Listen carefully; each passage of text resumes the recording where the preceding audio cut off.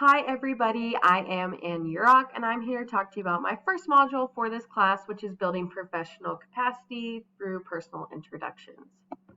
So a little bit about who I am. In 2017, I received my bachelor's degree from Kansas State University in secondary education and business. I am currently in my 5th year teaching at Hope Schools. I have taught all 5 of my years at Hope. Hope is a pre-K through 12 building with roughly 100 students. I teach 8th through 12th grade business classes. Throughout my 5 years, I've definitely worn a various different hats. And so what I currently have listed are what I currently do. I am currently the head junior high girls volleyball coach. I am the assistant high school girls basketball coach. I am the assistant track coach, FBLA advisor, junior class sponsor, and I coordinate our summer weights program. Some pictures I have included on the slide. The top right is one of my league champion junior high girls basketball teams. The bottom right is junior high volleyball. And the bottom left is one of the league champion girls track teams. And then the top left is our 2019 state runner-up team for volleyball in 1A. Some more about myself. I bought my first home in the past year. I spend my very little amount of free time either with my dog Dolly, with my family, or at the lake during the summers, or at K-State football games. I am also a very big fan of the St. Louis Cardinals and the Green Bay Packers. On the bottom left is a picture of me in my new home. The bottom right is a picture of me and my family. And then the top right is a picture of me and my dog Dolly. Dolly is a blue heeler and a border collie mix. And this is a picture of her and I on our first day of school this year. So next we were asked to synthesize the articles.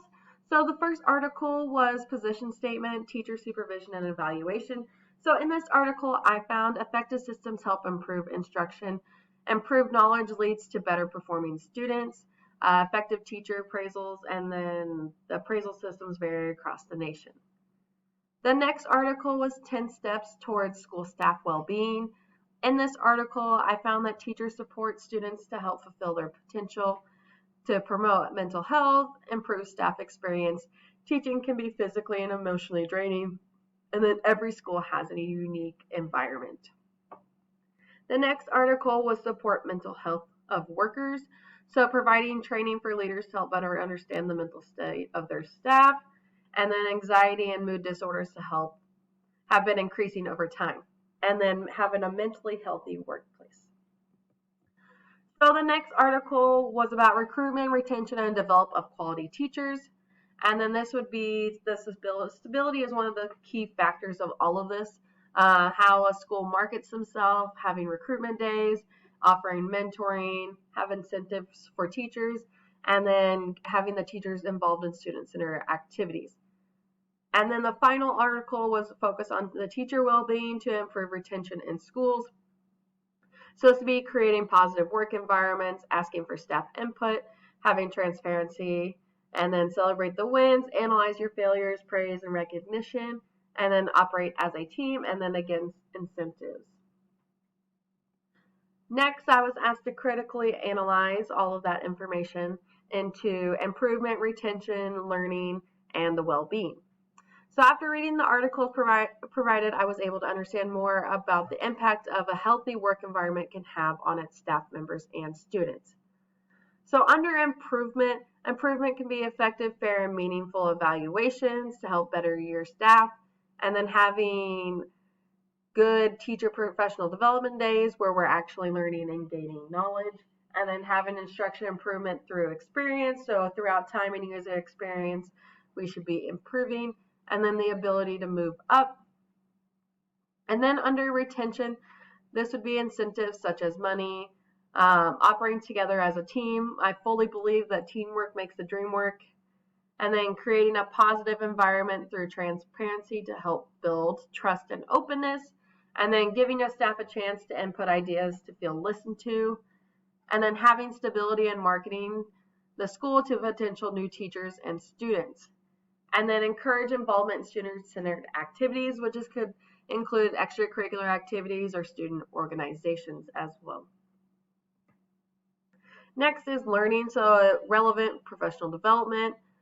mentoring of new teachers, improving and gaining knowledge and skills to better help students over time, and then gaining more endorsements or concentration areas. And then the well-being, after all the resources, I found that trainings will help better understand how to support the staff and students' mental health. And then mental health needs to be a priority. And then we need to celebrate the wins, analyze the failures, encourage praise, and give recognition to all of your staff. And then create unity between all of your staff members, and then finding a balance between school and home life. And then the culture of a school is how a leader engages the staff, improving the school, retaining as many teachers as possible, and making sure the well-being of students and staff is in a good place. So next is our standard correlation. So I have included the standard in this slide, and this assignment correlated with the standard by making me think about how crucial a healthy work environment is for teachers. As a future leader, through the culture that a school has is how it can improve itself, keep teachers, and ensure the success and well-being of both students and teachers. Overall, the resources increased my knowledge of supervision and evaluation in the perspective of a principal. The resources increased my knowledge about how a school can improve itself, plus teachers can improve their teaching methods and content knowledge. Through the resources, they also talked about teacher retention, which most likely occurs through incentives. A way in which teachers learn is through mentoring for a new teacher. Lastly, the well-being of both teachers and students stems from their mental health state. All the resources from this assignment was relevant and engaging as a leader to help create a positive school work environment in the future. So next we have relevant. So this assignment was relevant to my current learning by deepening my understanding of the importance of creating a positive school culture for my future students and staff. Completing this assignment increased my overall knowledge about the success and well-being of all students and adults. The mental and emotional well-being of both students and adults in a school has become more crucial in our society with the pandemic going on. This can range from stress of schoolwork, the school environment, or even peers. The well-being of adults plays hand in hand with teacher retention. If a teacher enjoys their work environment at school, they are more likely to stay longer at that school. For the well-being of students, this can come from them having someone who cares about them outside of the home. I've seen this from my school where we have mentor groups of 6 to 8 students at which we work on building relationships with our mentees to give them an adult at which they feel they can comfortably come talk to if something is going on. As a mentor, we get to celebrate the achievements with the mentees along with guiding them through their struggles as well. So lastly on here I have is reflection. So this assignment will influence the decisions I will make as a future leader by stressing the importance of positive and healthy school environments for both students and the staff. I would like to see a collaborative culture between all of my future staff members to help build a solid environment for everyone. Currently, being part of a small school district, teacher retention is something that we struggle with. As a future leader, I would want to offer incentives and take care of my staff members, plus a healthy school environment to help have more teacher retention. The leadership skills I gain from this assignment will help me with the future evaluations and supervision of my future students and staff.